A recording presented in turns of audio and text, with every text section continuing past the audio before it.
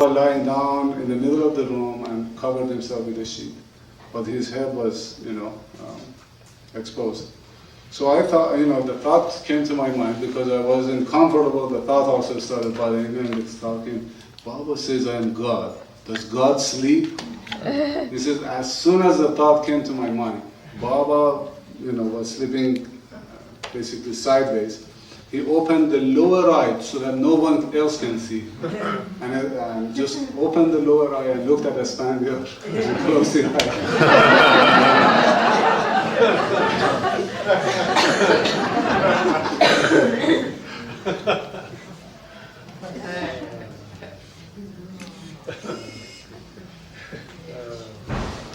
اما جان اونو بگین که فکر اذیتتون میکرد، فکر اذیتتون میکرد، فکر بعد همش تو سرتون میاد بخواد برای بابا و اینا، اونو بگین. فکر خوب البته نمیشه مهارش کنید. و بابا که میگفت به من که ناراحت نباش، منو دوست بدارم. منم چشمی کردم اما نمیتونستم. در اثر فعالیت زیادی که داشتم اون وقت دیگه میتونستم که افکار خدا رو جلوش بگیرم که بغیر از فکر بابا فکر دیگه نیاد. بعد یه روزم بابا صداتون کرد، گفت فکر چی میکنی؟ که بعد نمیخواستیم بگیم چون فکرتون بد بود و بابا خودش فکر شما رو تحت الفبا گفت. Okay, there is a nice incident.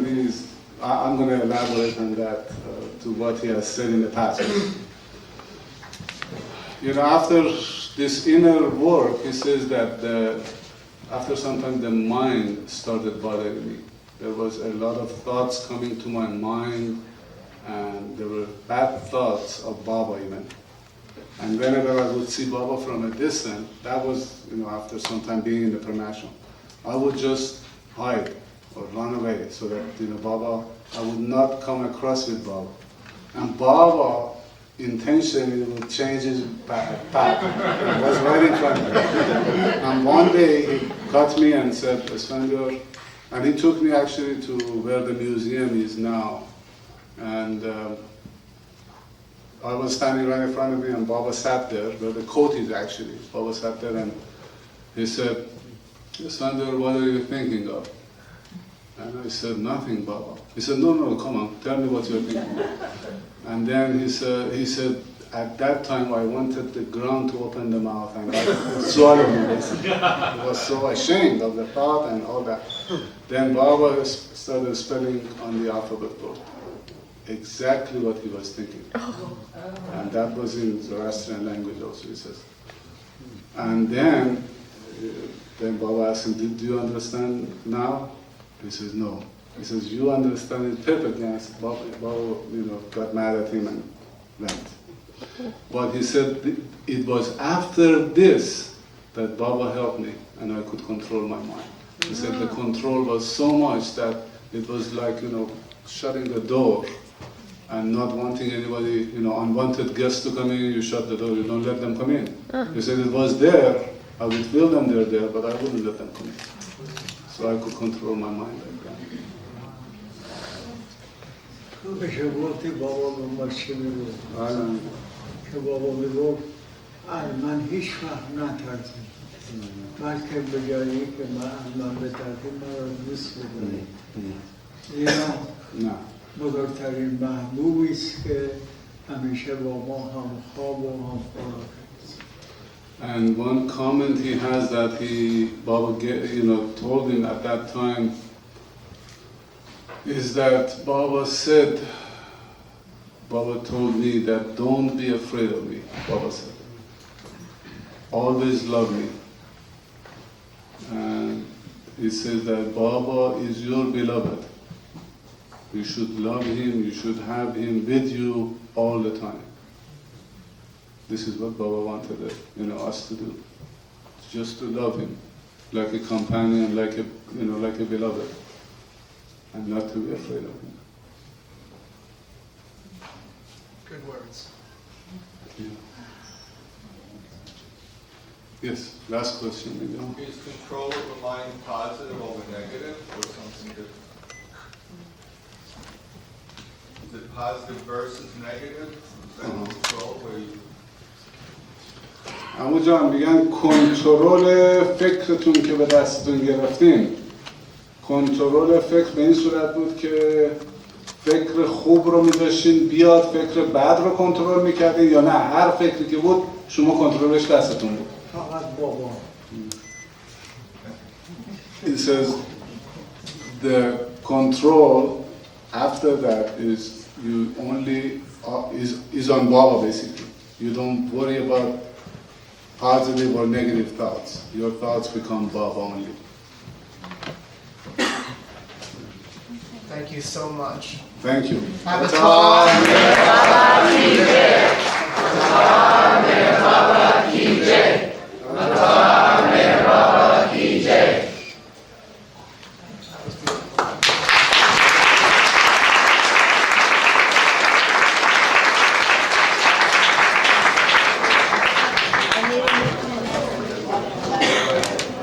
Margaret Yuga has announced. Listen up, parents of children, listen up. It's lunch and free time until 3 o'clock. At 3 o'clock... The menus are posted by the kitchen windows if you're interested. And there's a barbecue starting in 2 minutes outside. You can eat outside. There's benches, picnic tables. And the kitchen says, eat and be happy. With Baba. Don't worry. Eat and be happy.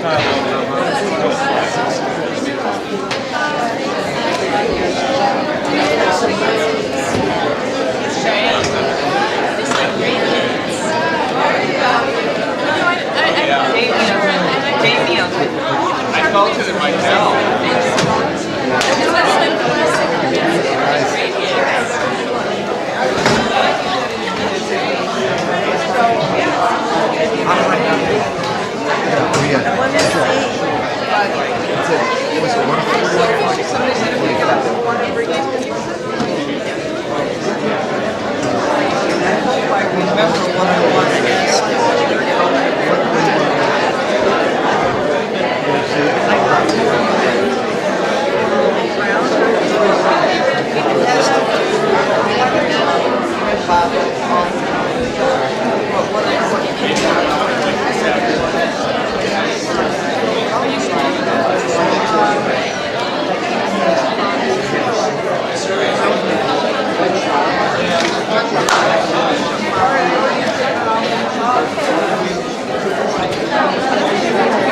Angela, it's so nice to see you. Oh my God. That was good. That was good. Do that again.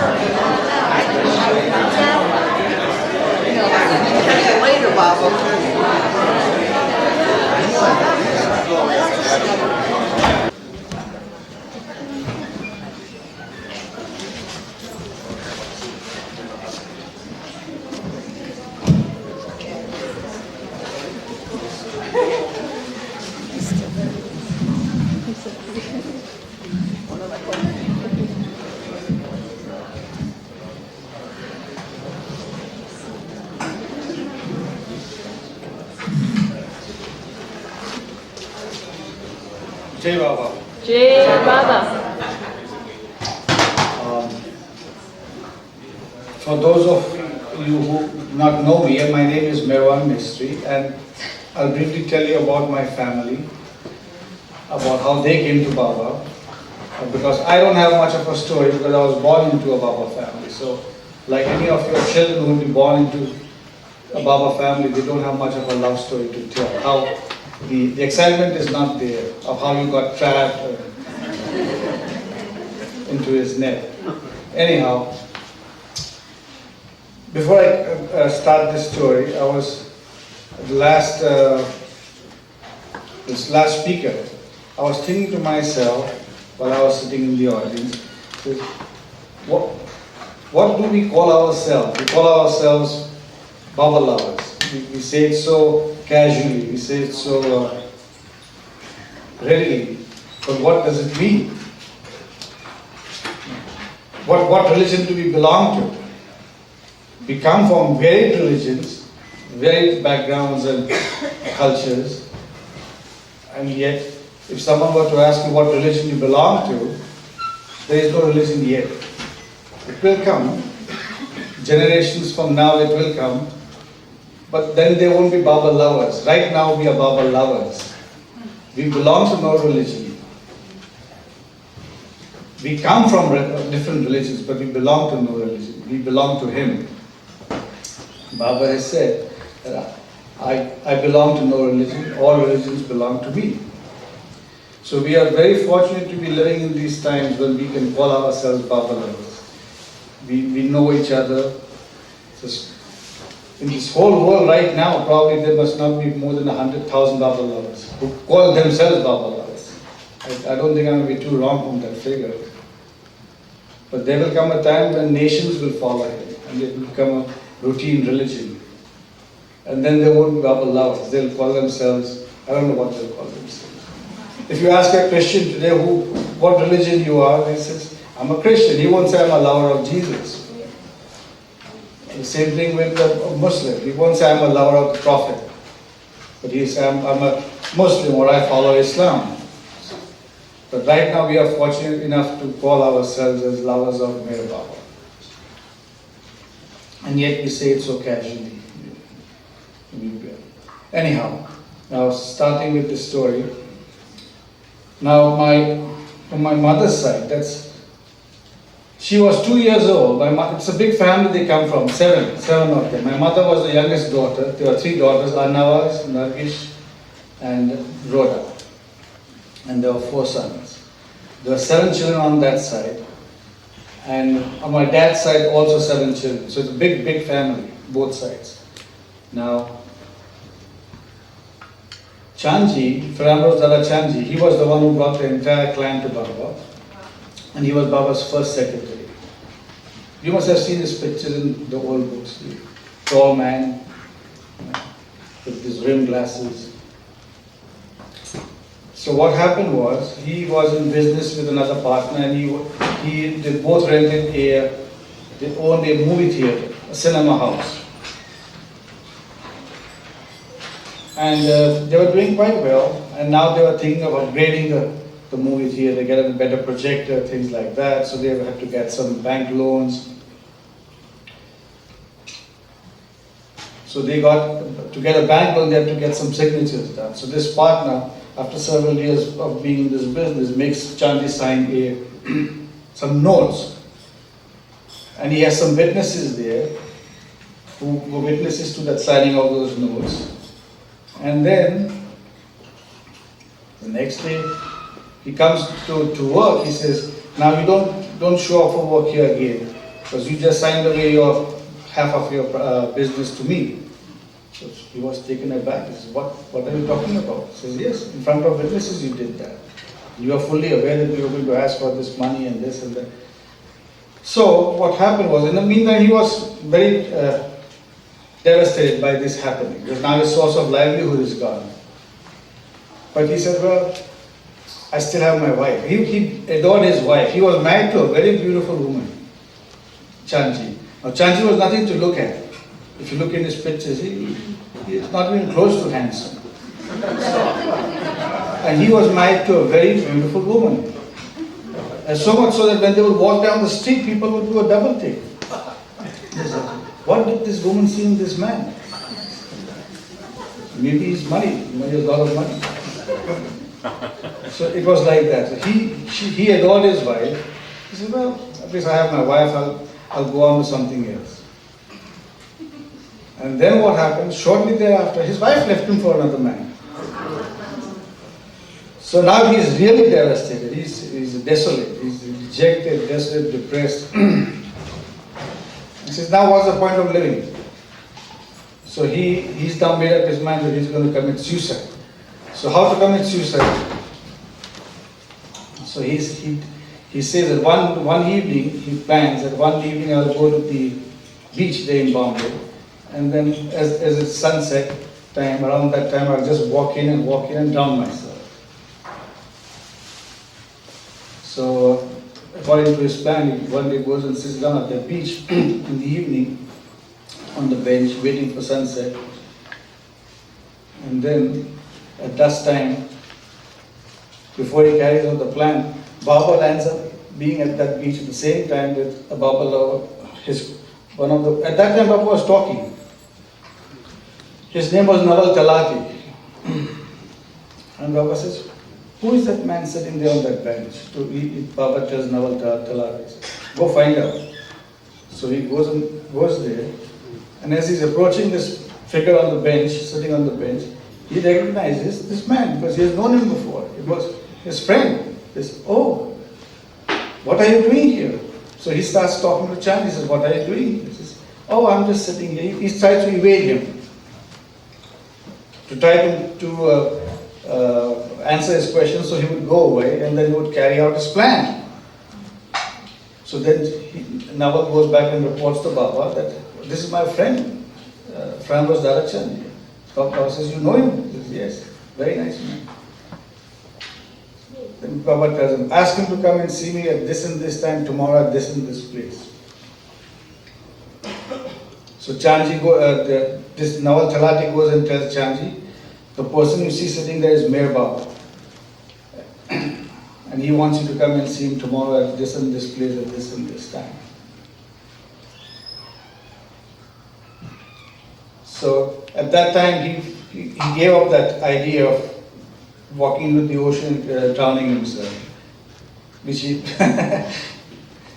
and then what happens is he goes to Baba the next day and then he gets caught. So from that time onwards, he gets caught in Baba's net, and then he lands up bringing the entire family to Baba. My mother came to Baba the first time in 1926 in Mehrabad. At the same time that Mirji Karkari, you have heard of Mirji Karkari, Baba's one of Baba's disciples. He came at the same time when they came. So that's how they came to Baba. And Baba used to come to that place when he would pass through Bombay. And everybody in the colony knew that this is a Baba family. They are followers of Mer Baba. And they wouldn't refer to them in respectful terms. It would be said in derogatory terms. It would be said in terms of, oh, those are crazy people, they follow Mer Baba. Now where they lived was Parsi colony. A colony full of Parsis. They lived there in that area in Bombay called Dadar. And Baba had come many a times to that house there. Now, so in short, the whole family was, from the very beginning, Baba lovers. In fact, her whole brothers, sisters, everybody came up at the time that Baba was there.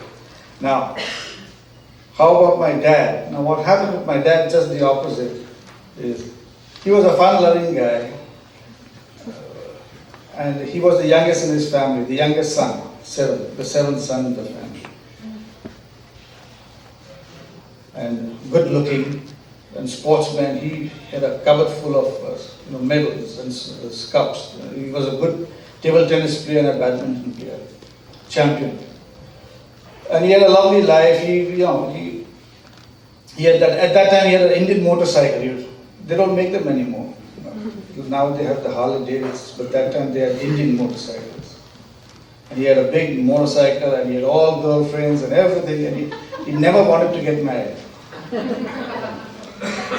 So finally they gave up on him. He says now he's almost 32 years old and he's determined not to get married.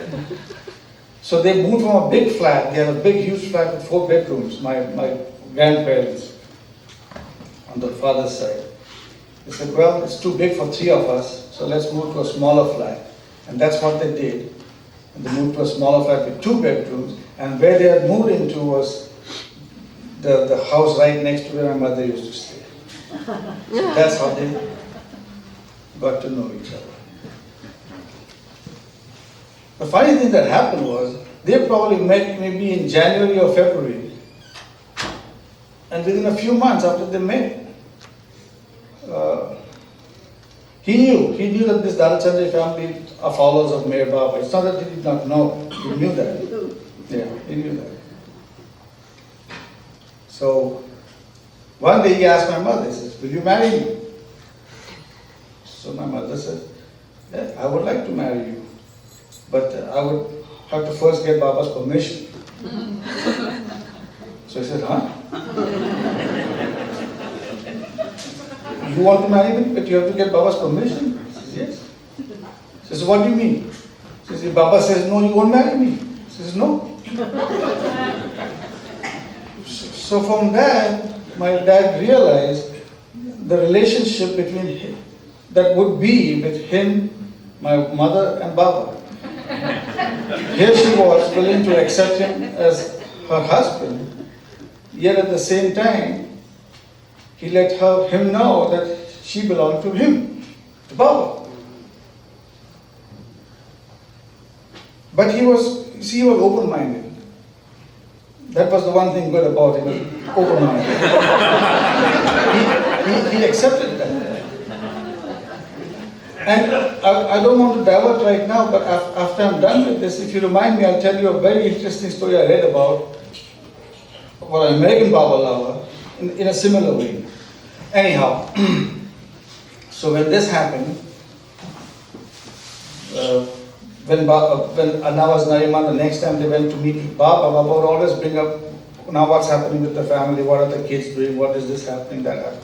So they brought the story, Rhoda is moving around with this boy and it looks like they're interested in getting married. Baba said, who's the boy? She said, his name is Jim Mistry. His real name was Jamshed, but he was affectionately called Jim, short. So his name is Jim Mistry. So at one Baba said, very nice boy. Baba had never met him, but Baba said, he's a very nice boy. He says, when are they getting married? So he said, Baba, nothing definite yet, they're just getting married. He asked the question, he proposed to Rhoda, and Rhoda was willing, except that he said it would be a contingent upon your permission. You're saying yes or no? I said, yes. Very good boy. But they should get married in August. He even gave the month. They can select any date they want, but in August they should get married. Now what happened? They just met in January, February. Now this is around May. And no one in India gets married in August. Where it rains all the time, and the weddings are outdoor events. And then Baba also said, if they don't get married in August, then I don't know, it may not work out. So he even said that. So when they came back to Bombay, my mother told Dad exactly the same thing that my Baba's message was. So now he goes and tells his family, he says, I'm going to get married to this girl. So they were not too happy because they knew that they come from the Dalachandri family and they're followers of it. But they were so happy that he was finally decided to get settled down that they were said, okay, fine, get married. So they were most happy that at least he's going to settle down. But then he comes with the next bombshell is, I want to get married in August. He says, what? You just met this girl and you want to get married in August, what's the hurry? You could get married later on, in November, December, all. He says, no, if you want me to get married, I'm going to get married in August, otherwise I won't get married. He doesn't tell them it was Baba who said it.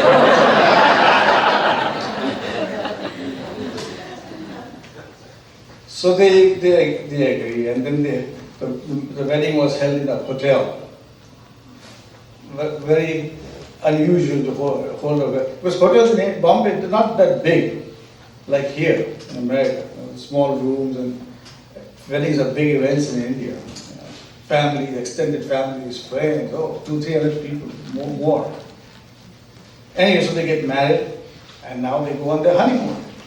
Now, they went to Mamleshwar for their honeymoon. And they went there, and it would be raining, and day and night it would rain. Now, on a honeymoon, it's good to be alone, but you get cooped up in one room, you see. Even if on your honeymoon, you get tired after 2-3 days, you just can't get out, can't do anything, you just stay in the one room. So they get very tired of staying in Mamleshwar, and they said, well, maybe we should go to Pune. So they go back to Pune after 2-3 days of their honeymoon, and say, we'll finish the rest of our honeymoon in Pune. So while they're in Pune, they notify the families that we have changed from Mamleshwar, we are now honeymooning in Pune. So, well, just don't come back to Bombay. They're not, so they're calling back. Baba has invited us to come and visit him in Meherazad for the housewarming of Meherazad. At that time, in August of 1948, was the housewarming of Meherazad. And Baba invited his lovers from Bombay to come and be there. So as they were passing through Pune, they picked them up, and both of them went along with the Bombay group to Meherazad. And that's the first time my dad met Baba. Now the very first time he comes in front of Baba, Baba asks him, do you love me? So he's taken aback. He says, this man is asking me, do I love him? But my dad, on the other hand, was a very, he would tell it the way it is. He was not too diplomatic, you see. And sometimes that would be a little abrasive. Truth is is bitter.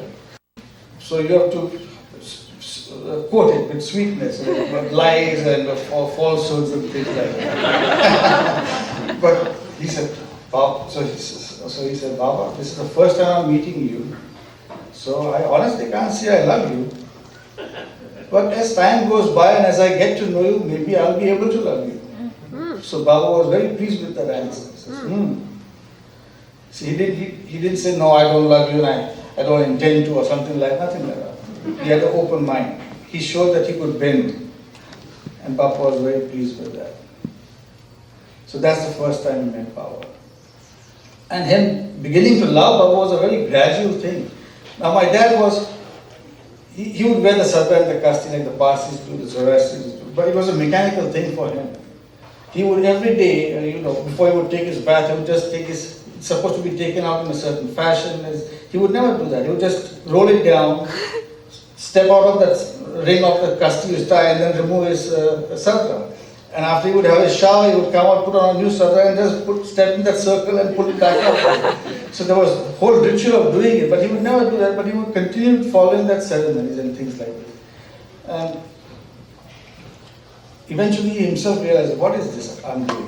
This is nothing but an outward show of farce, and I'm just doing it to please others, not myself. So then one day on his own he stopped. My mother never told him to stop or anything like that. Another thing that happened was, before they moved into their apartment with my grandparents, there are 2 bedrooms now, and so one they were going to use. Now he noticed that whenever he went to my mother's place, a huge picture of Baba there with an oil lamp burning in front of his picture. So he thought that when she would move in with him, that my mother would want to do the same thing. And my grandparents, my maternal grandparents were, especially my grandmother was very anti-Baba. And in the apartment there will be pictures of Zoroaster on all the walls. And so he asked my mother, he says, when you come to my apartment to live, will you be burning the oil lamp in front of Baba's picture? So my mother at once sensed what he was driving at, you see. And he also sensed that he's asking me because he's worried about his own parents, you see. So my mother said, well, you see, what you see, this burning of the oil lamp is outward symbolism. It's not the real thing. The real thing is to burn it inside, and that's where I will burn it.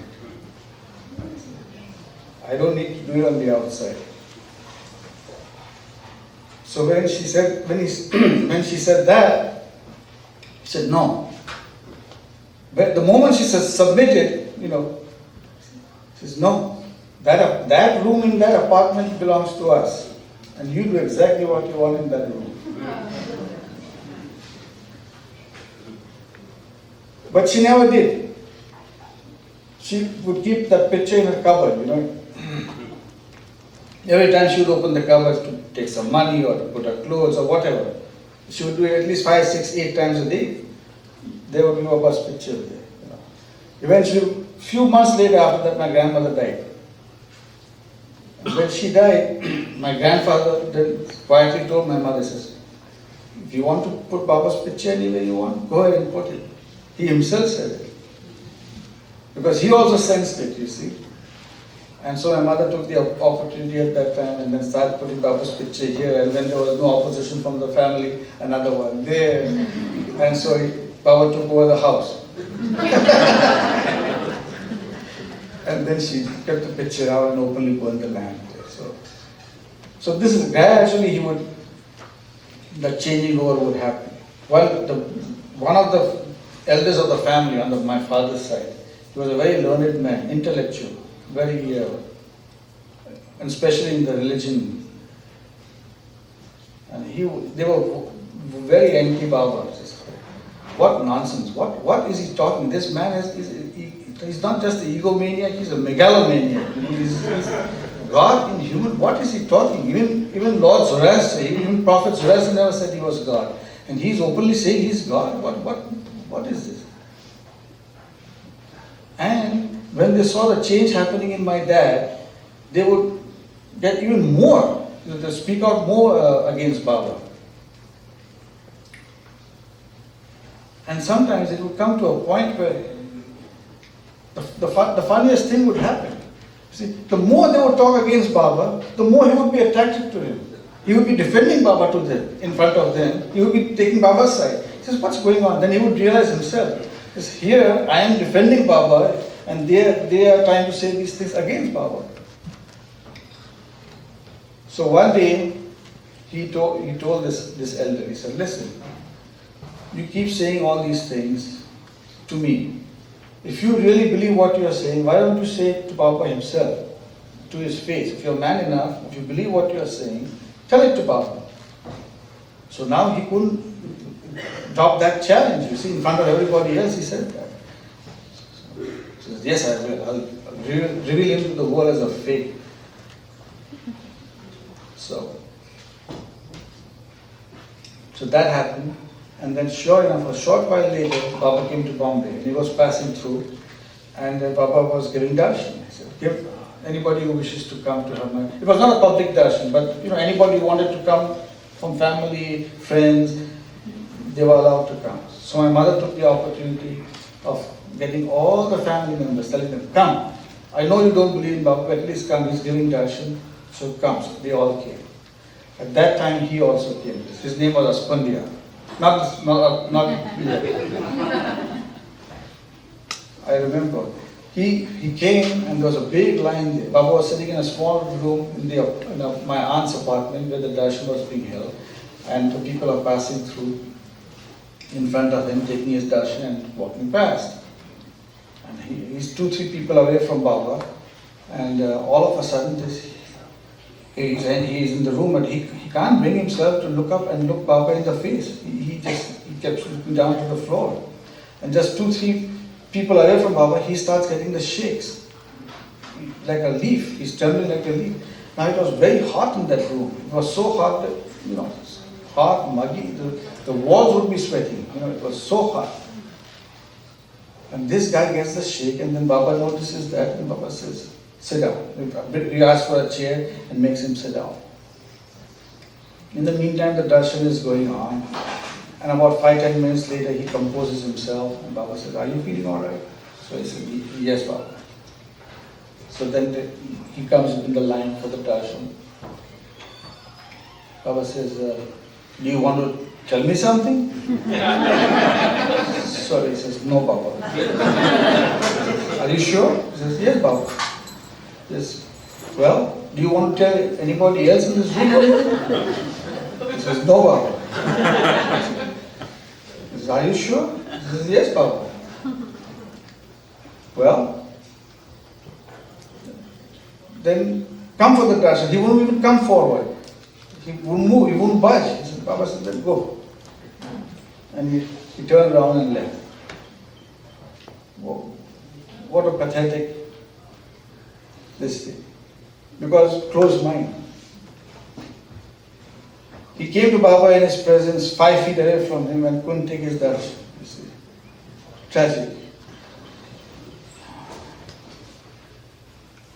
And slowly by slowly, the conversion, it never happened like overnight. And then he became all Baba's. And Baba would always tease, he had a very jovial nature.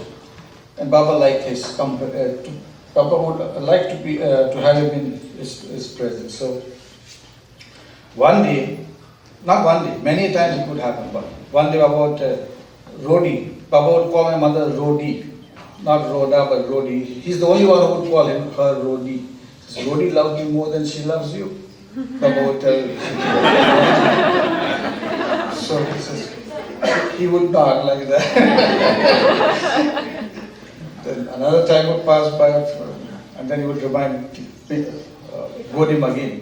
Rodi loves you more than she loves you. He says, Baba, I know that.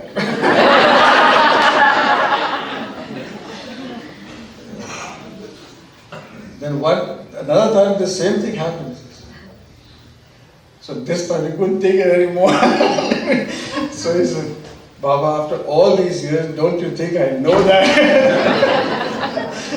I admit defeat, and that was my only regret, that she loves you more than she loves me. So that was funny. And then he came to Baba regularly. But unfortunately, his whole family, they met Baba, yet they never believed in him, never accepted him. After Baba dropped the body, one of that family started to come to Baba. So you see, if you're not ready, or if the vessel, you come with a closed vessel, you can't take anything back. First you've got to open the lid before you can fill it. And before you can fill it, you have to empty out whatever is in it. So that is what is expected from us, but if we are unwilling to do it, then you can't take back anything with you. You have come there, you have been in His presence for something for which people will give lives up for. There are many lifetimes up for to come in His presence, and yet they get nothing. So that is a tragedy, and yet people who have not met Baba, heard of His name, and they can accept Him right away. How is this possible? It's not just luck. It's not just happening. It's lifetimes of preparations before, which of course we are ignorant of, which has made us ready to accept that. But Baba made no small claims. Baba says, I am the highest of the high, I am God in human form. Nothing in between. My father's side of the family were willing to accept him as a saint, even as a prophet. They went to that extent. Says, even if he claimed to be a prophet, we can accept him. But he claims to be God? What nonsense. And Baba said, I am nothing in between. Either accept me as God in human form or accept me as a friend. That's it. But one thing I tell you, I am not. I am not a saint. I am nothing in between. So there was no compromise there. So how is this possible that so many of people who have never heard of Baba, Baba has dubbed the body is 32 years, 33 years, 33 years, and yet people just hear his name and they're ready to accept what Baba says he is. It is no small thing. It's a preparation of lifetimes before, which they're picking up from right there, you see. It seems strange, but it's done. Preparation has been there. Otherwise, there is no way to accept.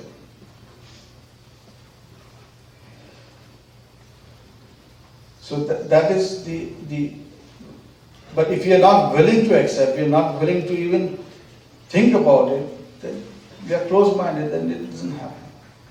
But the incident I was referring to, the similar situation happened with I read in a book, I can't remember exactly what book it was. Maybe it was Lord Mayor. There was a Baba lover from Miami, a Covens, who was involved with a girl. And that time Baba was in the body. So he was involved with this girl, and they were in love with each other. She had she has affection and love for this Cohen, but yet she had no interest at all in Baba. And that bugged him. So after a while he wrote to Baba, he says, this is my situation.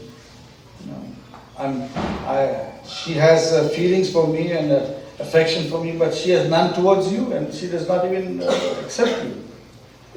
So then Baba had through years write to him that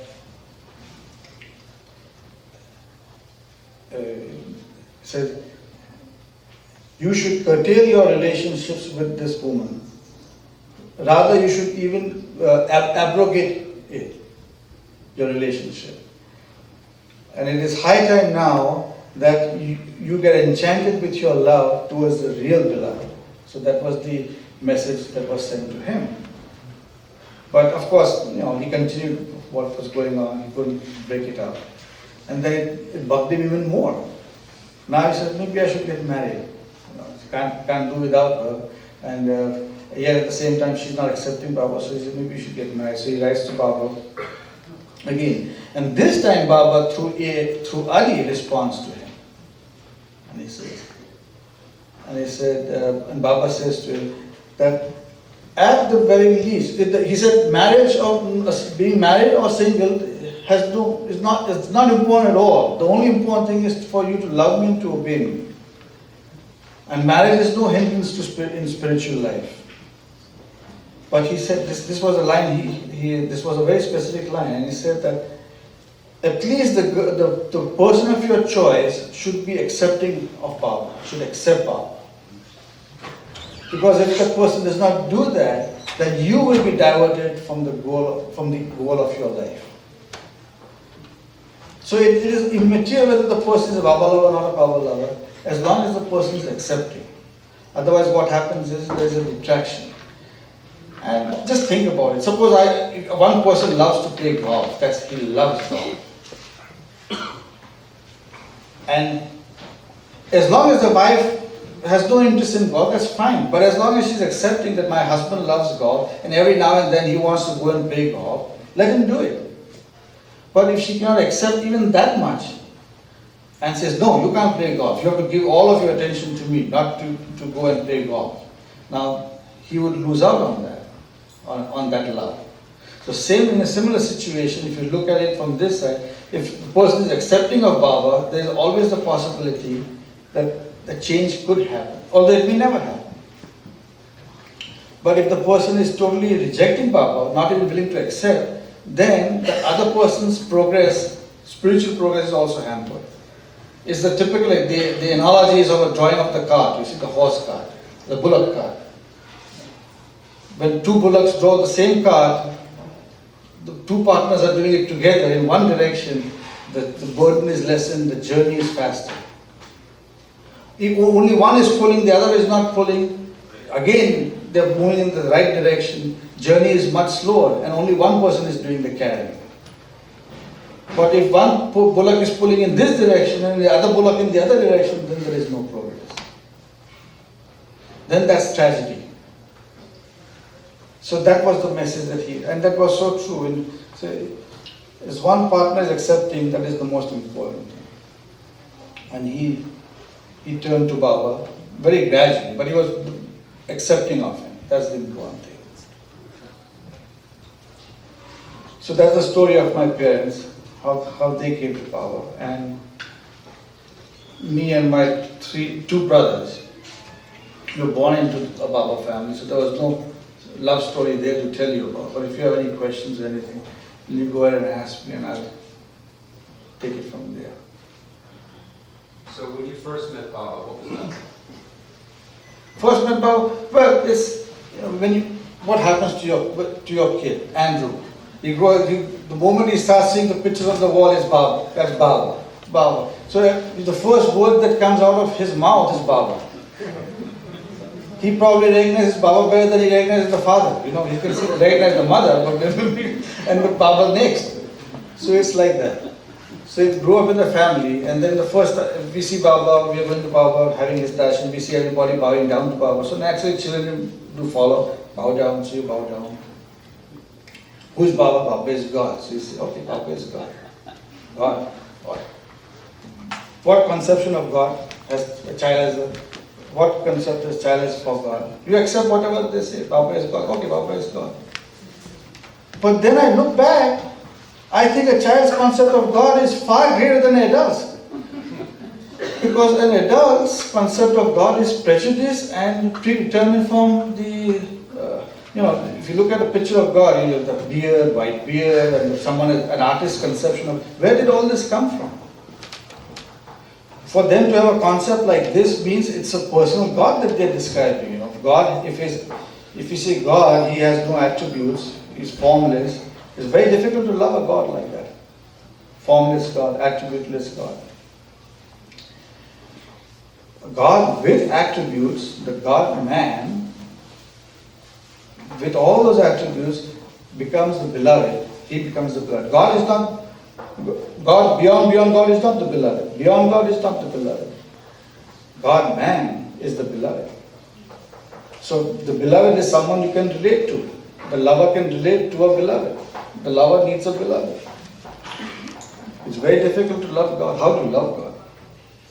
Well, what is the concept of God? You have none. Nothing. All imagination. And whatever we imagine is not God. So it was not, we accepted just because it was a family thing. Then there are always questions. Mind always questions. The mind is there, it's still there. There is always questions. Why this? Why this? God is just. What just? What justice? There is so much injustice in this world. So all these questions would be there. Why are these people suffering? Well, God is merciful, huh? Then why is so much suffering there? So innumerable questions, innumerable things like that. But with time, slowly, when I would not be seeking an answer, it would come. I would be reading something and that's the answer to something I had years and years in my mind. And all of a sudden, a simple thing is answered. And that's the way it should be. And now I know everything. Now I feel satisfied. So it was like that. So we accepted Baba because we grew up in a Baba family. But having a beloved, having someone, that is why we are so fortunate. We are living in this avataric age where we have the beloved. Many people will come, nations will love him and worship him in times to come, but they will not have a beloved.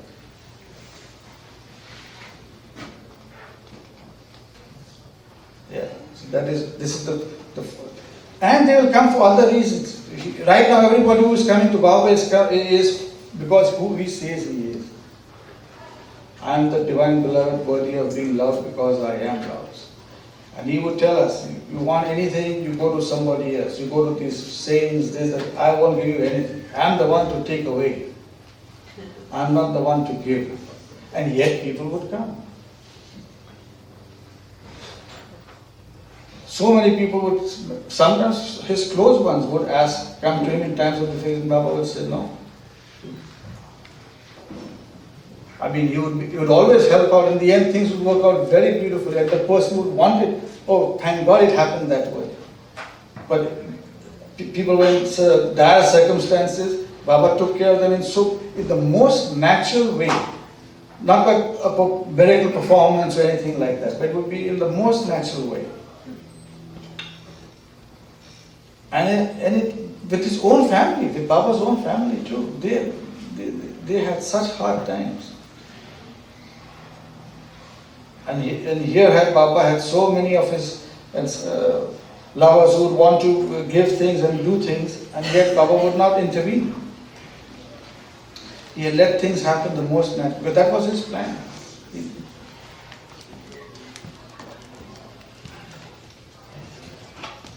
But the first impression as kids we had was, I never felt in front of Baba but there was something in Baba's presence. You always, everyone had its own place. They knew how far they could go with Baba in certain things. But everyone, there was a tremendous respect. Even if a stranger would come in front of Baba, if you came in antagonism or hostility in front of Baba, the same thing that happened to my uncle would happen. That man would tremble. But then I've noticed that not just once, several times I've noticed people come with hostility. But on the other hand, they come with open minds. And they come to ask our question with sincerity. With all sincerity, they come to us. And yet they get dumbfounded. They ask nothing. The mind is blank. After they leave the place, they said, I came with so many questions and yet I couldn't answer one. And now they don't have the need to ask. They feel they don't have that need to ask. So it was like that. How can I describe that? It was but I never felt fear or awe or anything like that. And he would make you, that was the beauty of Baba. He made you feel so much at ease that you would forget. And I'm not talking about myself. I was a kid at that time. I was a teenager at that time. But I would be a witness, an observer. And many of his own elder disciples would sometimes get carried away or start to get into an argument and start a heated debate or whatever right in front of Baba. And then Baba would sometimes let it continue. He would sometimes instigate also. To get one riled up against the other or what. So he would like the lively environment. And if it get a little bit too far, then Baba would clap and say, now enough. He says, never forget that I am God. This was his sign for God. You see, God put the king holds a mace in his hand, a scepter, whatever. So this was Baba's sign for God. He says, never forget I am God. And then everything will be quiet.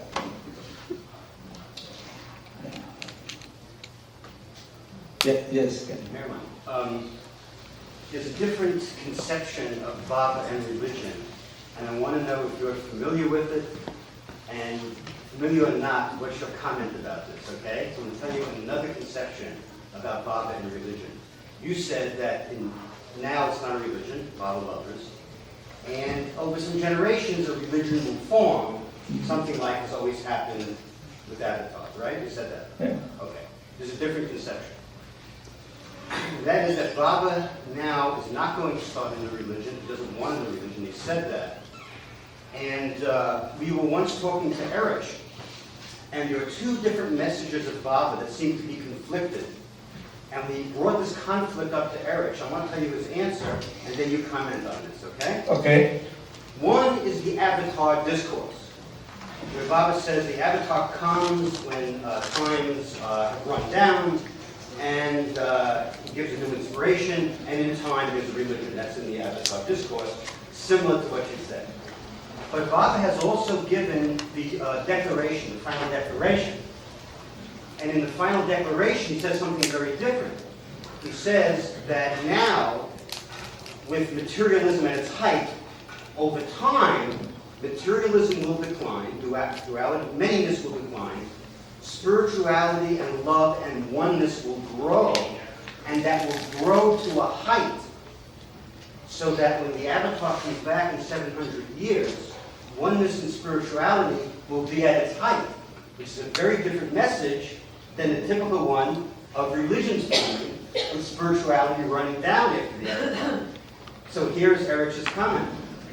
He says, yes. He said, the answer is that the avatar discourse refers to the past, all the history of the avatars, up to Baba. Baba has a different mission now, and his mission is to expand spirituality so that over time, over the generations, spirituality will reach its height. And then the avatar will not return because of despair, like now. He will return because of the height of spiritual longing of humanity will then bring him down. So that's a different conception. And I wonder if you're familiar with that and what you have to say about that. That's compatible. No? You don't. People learn after all. You know, some take a long time, but people will call it religion or brotherhood or whatever. Religion is just a word, you see. But anything that gets organized, sooner or later, you know, they'll call it organization, societies, whatever you call it, whatever name you want to give it. And whenever you have a huge organization, you have to have a structure to it. Otherwise, it's chaos. And once you have a structure, there's a hierarchy and things like that. But you call it religion, you call it by whatever name you want to call it, brotherhood, this hood, that hood, religion. And eventually we get caught up in that, which is the husk, and lose out on the essence, which is God. So you call it religion, you call it organization, society, whatever you call it. Suppose that it becomes huge, nations, millions of people now. How can you organize? That's why we are so fortunate right now. We almost know each other by name. This family is so small yet that we know each other. Oh, the so-and-so from that place, so-and-so from this place. We know each other. There will come a time when everybody will be like Mecca, you know, going for pilgrimage. Millions of people go there, they go around the Kaaba and they think, and they have done their duty in life. They think they have done their duty in life. So things like that happen. When millions of people come about, that intimacy is gone. The beloved is no longer, they don't relate to Baba as beloved then. So that's what I think. Now, whether you call it religion or whatever name you choose to call it. I wanted to ask you, Merwan, what Baba talks about a lot of times about the term self-effacement. I'd like to ask, I've looked it up in the dictionary and sometimes it's just a gray area.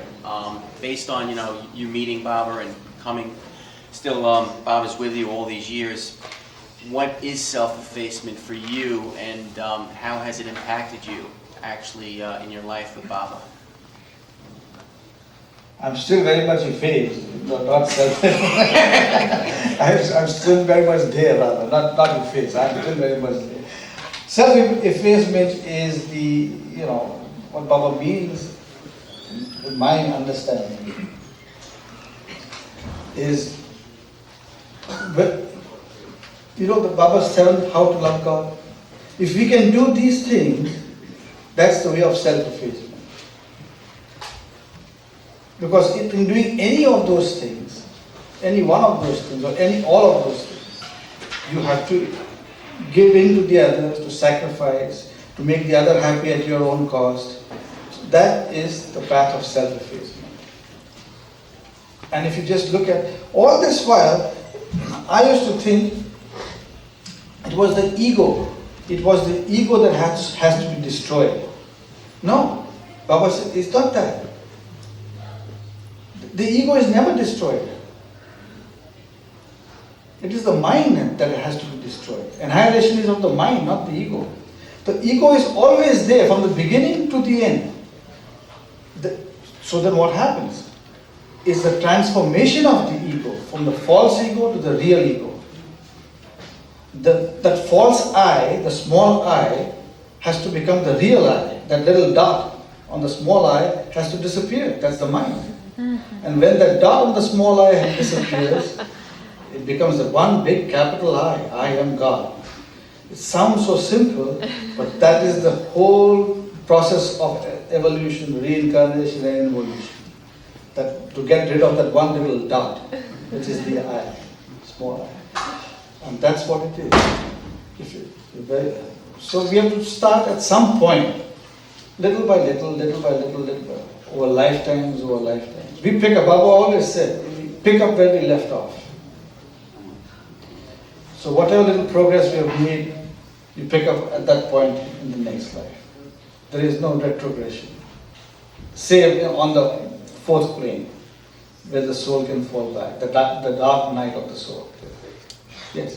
Could you comment on your experiences when Baba dropped the body?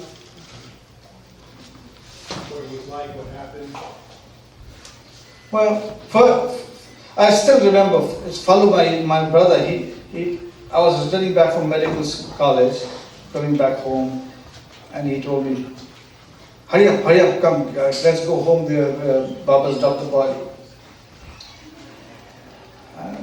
I was, what is he talking about? And there was a panic on his face. So I said, no, he's not kidding with me.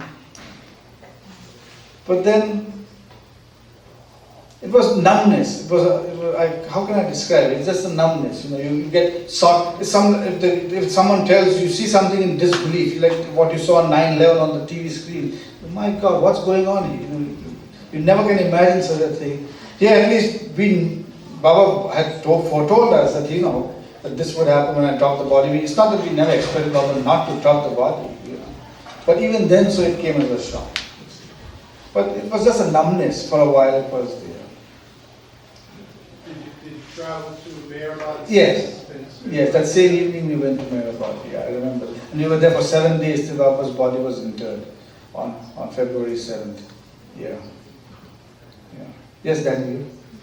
Merwan, fascinating talk. I've always enjoyed your talks and question answers. Thank you. Here's a simple one.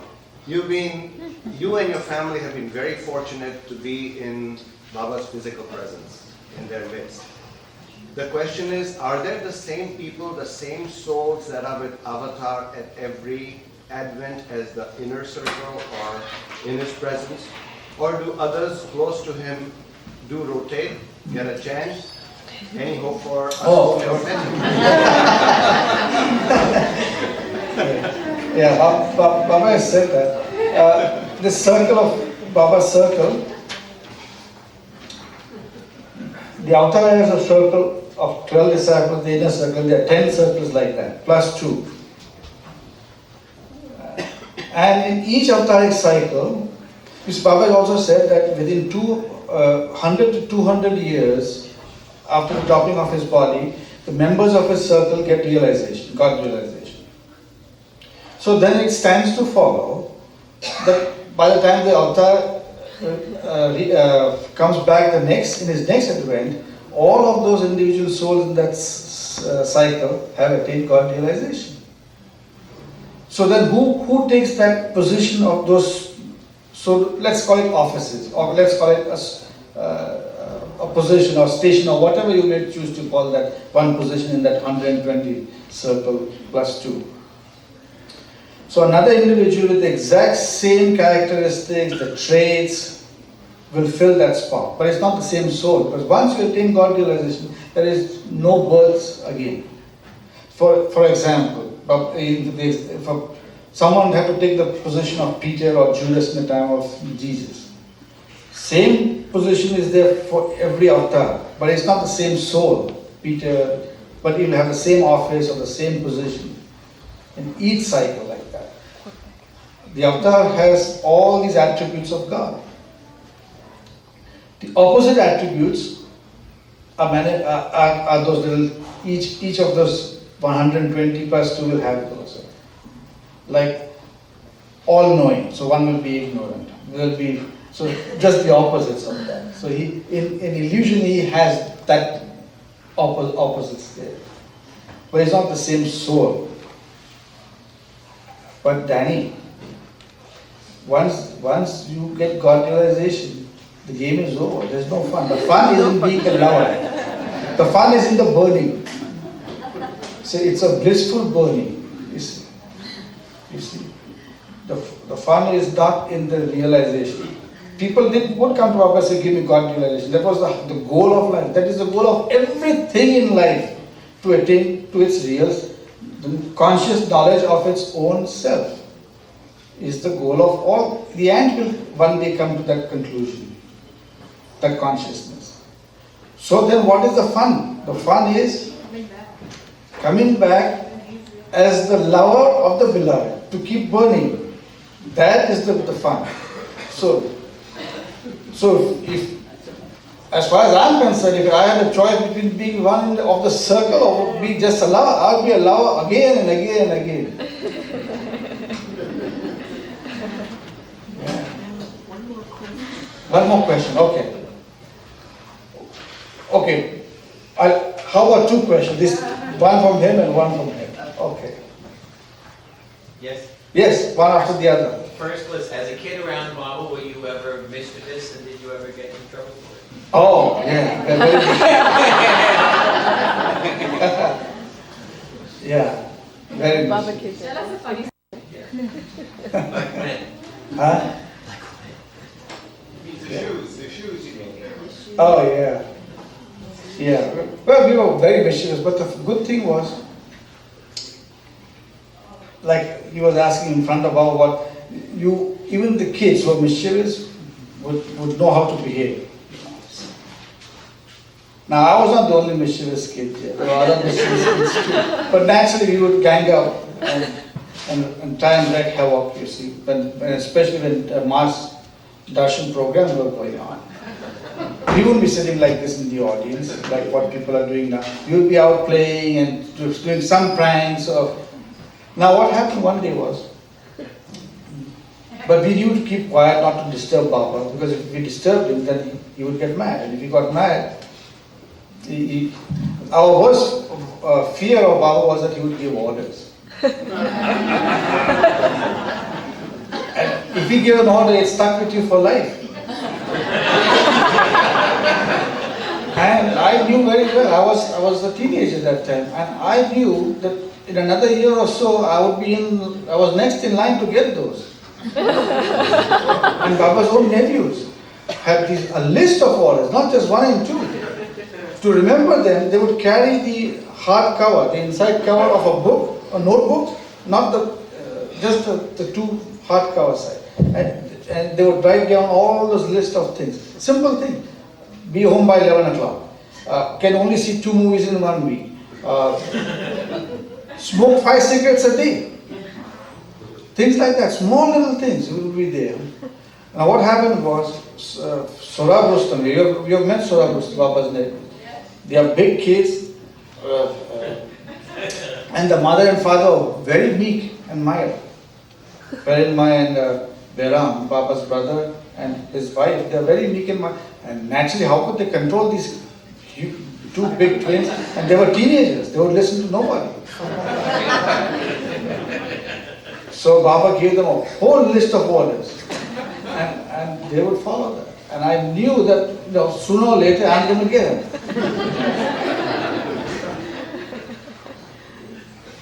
You know Merwan Mistry, the one from Canada, he also has a list of orders. But I escaped, I'm lucky. Anyhow, so we were talking about orders, right? Yeah. So what happened was, at that time there was a darshan program going on, and everybody left their shoes outside on the veranda. And they would come into the hall in Guru Prasad. Now, the young kids, they start playing, they'll kick a little sandal from here to there, and the other kid from there will kick another sandal from there to here. And a little while later, they got carried away and everything was just from one side to the other side. Then one kid picked up a sandal and threw it in the there was a nice little pond there. So another kid picked up, and I tell you, I never did that.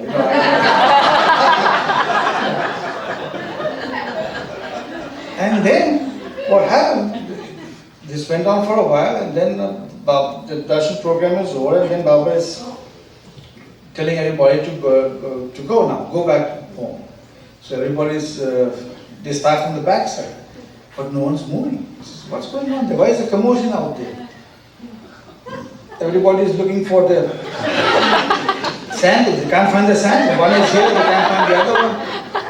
So soon they put two and two together and they realized what was going on.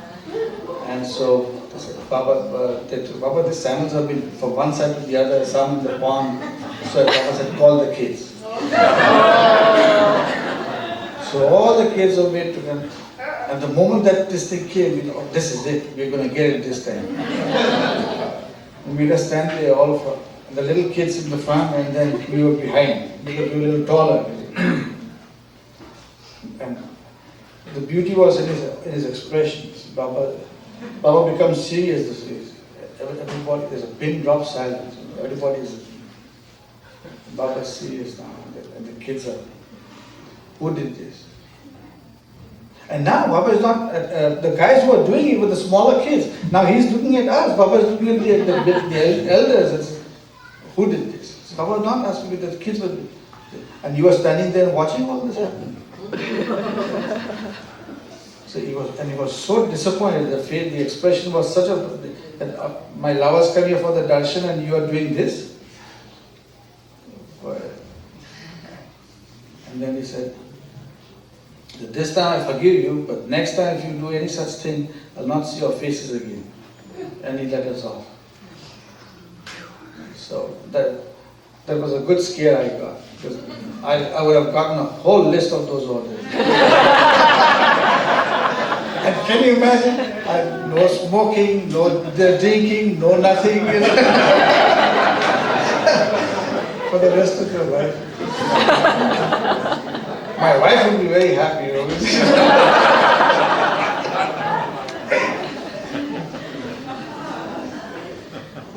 Anyway, so and the last question. Yeah, I did. Okay, good. So, Jai Baba. Jai Baba.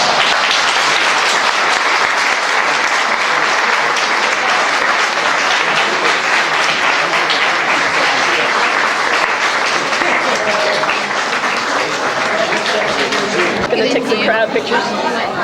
You know, Angela, who knows everything, that Baba's nephews are here. They're both here? nephews. They are incognito, but they are here. Where? I don't know, because they came for graduation of their daughter, and they're going to be here for a month. So we have to guard them somehow. And she told me it was Mommy. She met them in the train. Here is she, yeah. So we have to guard them. Ask her, she is here.